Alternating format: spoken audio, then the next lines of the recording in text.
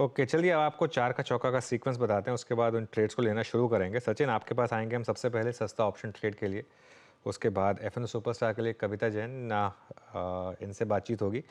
चंदन आज तैयार करेंगे चार्ट का चमत्कार और मिड कैप फंडा के लिए शर्मिला जोशी हैं ही हमारे साथ। तो ये चारों की चारों ट्रेड्स आपके लिए इनफैक्ट 9:40 हो चुका है, तो क्यों ना शुरुआत कर दी जाए। सचिन बताइए आपका सस्ता option trade.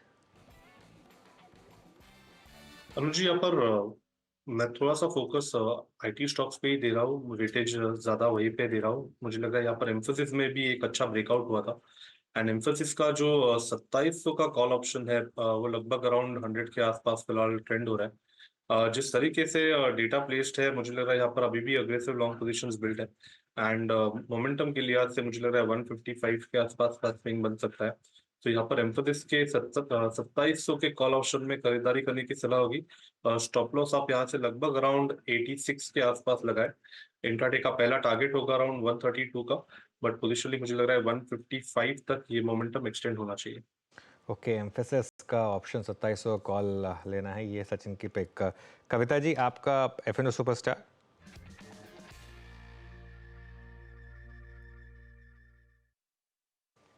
Kavita ji.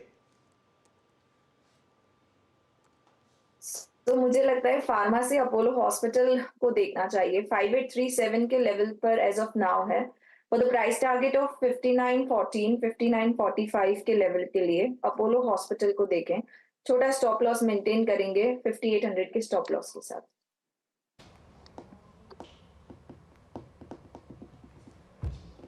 Apollo hospital की बाय कॉल है कविता जी की, और चंदन थापड़े जी के पास चलते हैं। उसके बाद चंदन जी आपका ट्रेड क्या रहेगा चार्ट के चमत्कार?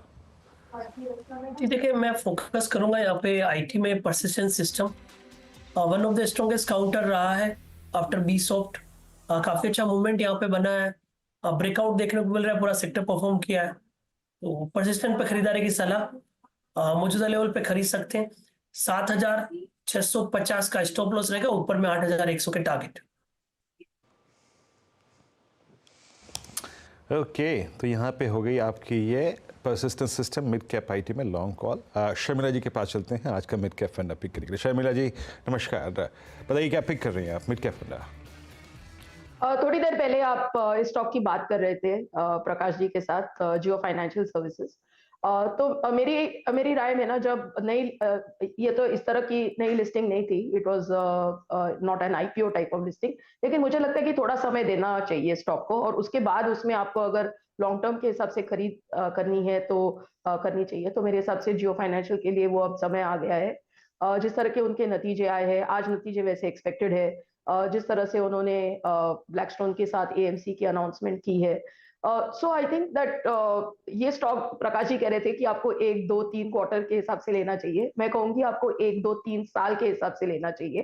तो मेरे हिसाब से लॉन्ग टर्म के keeping long term view in mind, आप जियो फाइनेंशियल सर्विसेज ये रेट में खरीद कर सकते हैं। मेरा पहला टारगेट 310 का रहेगा। ओके, जियो फाइनेंशियल सर्विसेज में 310 का पहला टारगेट रहेगा, ध्यान रखिएगा। स्टैंडर्ड डिस्क्लेमर एक बार फिर से, जियो का पेरेंट वही कंपनी जो इस चैनल को भी ओन करती है, रिलायंस इंडस्ट्रीज।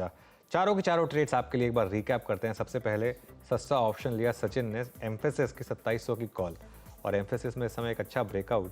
एम्फेसिस का ये कॉल ऑप्शन लेना है आपको, स्टॉप लॉस लगाना है 86 का, टारगेट 132 155 के। अपोलो हॉस्पिटल्स है कविता जैन की पिक, और 5800 के स्टॉप, 5915 और 5945 के टारगेट्स। चंदन की पिक है परसिस्टेंट सिस्टम्स, यहाँ पर 7650 के स्टॉप लॉस, 8100 के टारगेट्स लगाने हैं आपको। और उसके बाद शर्मिला जी की पिक है जियो फाइनेंशियल सर्विसेज, यहाँ पर आपको 310 के फर्स्ट टारगेट्स उन्होंने